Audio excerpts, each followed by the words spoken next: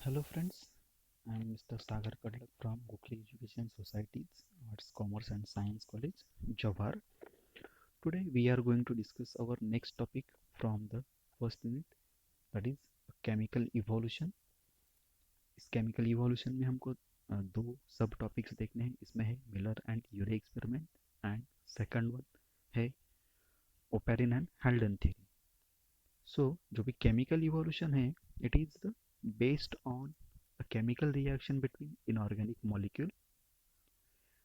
It might be takes place in a ocean which is present at the time of origin of earth, and this evolution or this chemical evolution leads to the formation of a complex organic molecules like an amino acids. This kind of a chemical evolution get experimental proof by Miller and Urey. ये जो एक experimental proof है इस chemical evolution को, वो Miller and यूरे के experiment से मिलता है. So now we are going to discuss Miller and Urey experiment. This was done by Harold Urey and Stanley Miller in 1953. This was the first attempt to explain the origin of a universe. इन्होंने ये जो experiment किया है वो first attempt था कि जिसमें ये ओरिजिन ऑफ यूनिवर्स कैसे हुआ है ये एक्सपेरिमेंट के थ्रू देखने का. So this experimental system composed of full closed system having a flask for the boiling, a vacuum pump for the removal of a gas, a cooling jacket, a tungsten electrode, etc. assemblies. Okay, so for the beginning of this, or for the start the for experiment, this apparatus must be needed to be sterilized. So firstly the apparatus is get sterilized, and the prebiotic environment was created by adding a water partially to the flask. जैसे हमने यहाँ पे देखा कि ये जो experiment है वो कैसा था, एक फर्स्ट अटेम्प्ट था जिसमें देखने का कि ओरिजिन ऑफ यूनिवर्स कैसे हुआ था. मतलब प्रिमिटिव अर्थ में सिर्फ वहाँ पे ओशियन था ऐसे कंसिडर करके हमने ये, या फिर ये मिलर एंड यूरेनी एक्सपेरिमेंट वहाँ पे परफॉर्म किया था. ठीक है. सो यहाँ पे आप देख सकते हो कि ये जो एक्सपेरिमेंटल सेटअप है ये यहाँ पे आपको देखने को मिल सकता है. लेफ्ट हैंड से होकर आप देख सकते हो एक कूलिंग जैकेट वहाँ पे दिख रहा है, कंडेंसर और कोल्ड वाटर इनलेट आउटलेट वहाँ पे आपको दिखाया गया है. ओके. और उसके ऊपर एक बड़ा सा राउंड फ्लास्क है जिसमें स्पार्कलिंग के लिए दो इलेक्ट्रोड्स दिए हैं, और वो ऐसे ट्यूब से होकर कनेक्टेड है एक फ्लास्क में. ठीक है, जहाँ पे वाटर है, और इसको हम बोल सकते हैं उस टाइम का ओशियन होगा जो बॉयल या फिर एक्सेसिव हॉट होगा वेपर फॉर्म के लिए. ठीक है. और वो जो इलेक्ट्रोड जहाँ पे सेटअप किया है स्पार्कलिंग के लिए, वहाँ से कनेक्ट होकर फ्लास्क तक जो ट्यूब आती है उसको एक सेपरेट आउटपुट दिया है, या फिर जिसको हम बोल सकते हैं एक वहाँ पे कनेक्शन है जिसको वहाँ से vacuum pump plus gases intake के लिए वहाँ पे जोड़ा गया है. ठीक है. और बॉइलिंग से होके आगे जाने के लिए एक छोटा सा वहाँ पे ऑर्गेनिक कंपाउंड फॉर्म हियर ऐसा जो नाम दिया है वहाँ पे वो जो कलेक्टर है. सो वहाँ पे जो भी बॉइल्ड होके मटेरियल आता है, सो उसको वहाँ पे क्या किया जाता है, कलेक्ट किया जाता है. ठीक है. सो ऐसा ये सेटअप है, और जिसका स्टार्ट ये वाटर बॉइलिंग से होता है. वहाँ से इस फ्लास्क में राइट हैंड में जो वाटर या फिर बॉइलिंग फ्लास्क दिख रहा है, वहाँ से वाटर के वेपर्स फॉर्म होके ऊपर जाएंगे, और वो ट्यूब से होकर स्पार्कलिंग एरिया में जाके बाद में कंडेंस होके वहाँ पे कलेक्टर्स में आ जाएंगे. मतलब ऐसे राइट टू लेफ्ट हैंड घूम के वो वहाँ पे कलेक्ट होंगे. वैसे भी आपको इस डायग्राम में यहाँ पे एरो करके दिखाया है. ठीक है. सो सो ये जो एक्सपेरिमेंट है इसमें यहाँ पे गैस मिक्सचर ऐड किया गया है जिसमें था methane, ammonia, water, hydrogen and other kind of molecules.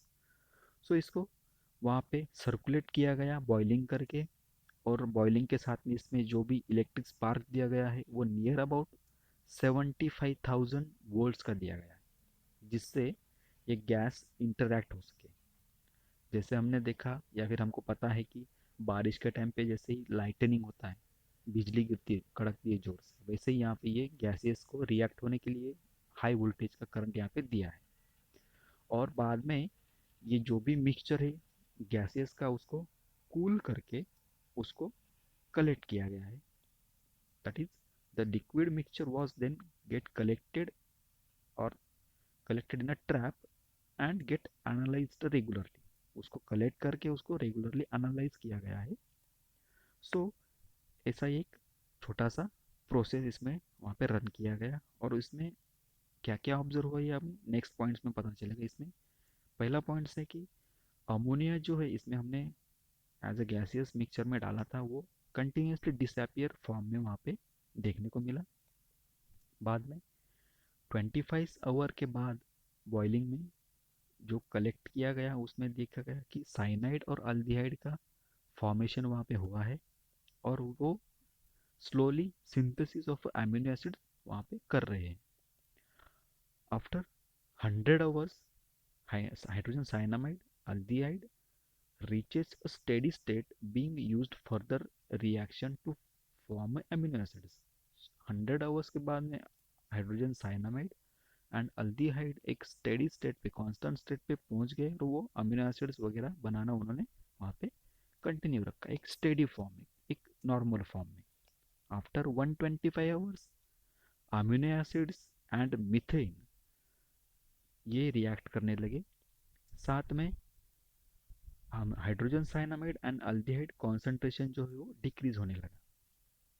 सो इससे आगे क्या हो गया, जो अमीनो एसिड्स थे वो बाद में कम होते गए। The amino acid concentration increases as more simple incorporated form to short peptides. मतलब अमीनो एसिड्स का कॉन्सेंट्रेशन कम होता गया और उनसे क्या बनता गया, एक शॉर्ट पेप्टाइड, जो एक प्रोटीन का फॉर्म होता है। जैसे हम बोल सकते हैं कि अमीनो एसिड्स लिंक होते गए, ऐड होते गए, एक के बाद एक उसका चेन बनता गया, और वो पेप्टाइड्स वहाँ पे बनाना उन्होंने स्टार्ट कर दिया। सो ये एक बेसिक प्रिलिमिनरी कंपोनेंट वहाँ पे बना प्रोटीन्स की, जो हम आज बोल सकते हैं कि एक प्रिकर्सर मॉलिक्यूल, या फिर जैसे हम इसको बोल सकते हैं कि प्रिलिमिनरी मॉलिक्यूल था लाइफ का। और जैसे हम इसको और भी लैंग्वेज में या फिर और भी तरह से एक्सप्लेन कर सकते हैं कि बिल्डिंग ब्लॉक था एक। ऐसे सिमिलर एक्सपेरिमेंट वहाँ पे मिलर एंड यूरे ने वहाँ पे किए, जिसमें यूवी लाइट का डिस्चार्ज किया, गैसेस का वेरिएशंस किया, बट उनको इस एक्सपेरिमेंट में सेम काइंड ऑफ रिजल्ट मिलते रहे। अमीनो एसिड्स का फॉर्मेशन वहाँ पे उनको देखने को मिला। सो ये जो अमीनो एसिड्स का फॉर्मेशन वहाँ पे हुआ वो सब रिड्यूसिंग टाइप का एनवायरनमेंट था। सो जो भी amino acid formation takes place किया गया, होता गया, वो सब रिड्यूसिंग एनवायरनमेंट में हुआ। So it is impossible to form an amino acid in a oxidizing environment। और इसमें जो भी प्रोडक्ट्स बने थे वो ऐसे थे: hydrogen cyanamide, cyanogen, cyanoacetylene, formaldehyde, acetaldehyde, और इनसे रिएक्ट होके बाद में नाइट्राइल्स का फॉर्म में वो रिएक्ट करना स्टार्ट कर दिया। मतलब नाइट्राइल्स के फॉर्म में जैसे कि फ्यूरिन्स पायरेमिड्स बनाना उन्होंने स्टार्ट कर दिया। सो ये ऐसे कंटिन्यूस रिएक्शन वहाँ पे होते रहे, और उसमें से अलग अलग जो अमीनो एसिड्स है, like as formic acid, acetic acid, propionic acid, glycine, lactic acid, succinic acid, glutamic acid, aspartine, ये ऐसे अलग अलग मटेरियल्स या अमीनो एसिड्स वहाँ पे बन गए। साथ में वहाँ पे यूरिया भी बना, मिथिल यूरिया भी बना। सो ये ऐसे अलग अलग कंपोनेंट वहाँ पे बने, और ये जितने भी कंपोनेंट बने वो सब डी एंड एल टाइप के आइसोमर्स थे एक दूसरे के। मतलब dextro rotatory and levo rotatory isomers थे। अब ये डेक्स्ट्रो और लिवो रोटेटरी क्या होता है ये आपको अच्छी तरह से पता है, केमिस्ट्री में आपने पढ़ा ही है, ठीक है। सो इसमें जो एडेनिन बना वो पेंटामर था हाइड्रोजन साइनामाइड्स का, जो सिंपल फॉर्म ऑफ एनर्जी का है, जिसको हम आज बोलते हैं एटीपी मॉलिक्यूल। सो ऐसे कंपेरेबल एक्सपेरिमेंट वहाँ पे होते गए और वो शो करते गए कि सिंथेसिस ऑफ प्यूरिन्स एंड पायरेमिड्स साथ में कार्बोहाइड्रेट्स का वहाँ पे होता गया। ठीक है, जो भी बाकी के एक्सपेरिमेंट वहाँ पे होते गए उन्होंने उसमें वो पाया कि उसमें प्यूरिन्स भी बनता है, पायरिमिडिन्स भी बनता है, कार्बोहाइड्रेट्स भी बन रहे हैं। That is the simple building block of the life. So all of the components present on the primitive earth now we can, or at that time it is get used as an building block of the life. So ये ऐसा पूरा की पूरा experiment है Miller and यूरे का, जिसमें explain किया गया है कि प्रिमिटिव अर्थ पे जो भी केमिकल्स थे उनमें रिएक्शंस हुआ और उसमें से क्या क्या फॉर्मेशन वहाँ पे बनाना स्टार्ट हुआ। ठीक है, या फिर हम बोल सकते हैं कि जो भी प्रिमिटिव केमिकल्स थे इनऑर्गेनिक मॉलिक्यूल्स उनमें से केमिकल्स इवॉल्व होते गए और उसमें से लाइफ फॉर्म हो गई। So this was the experimental proof given by the Miller and Urey. Thank you.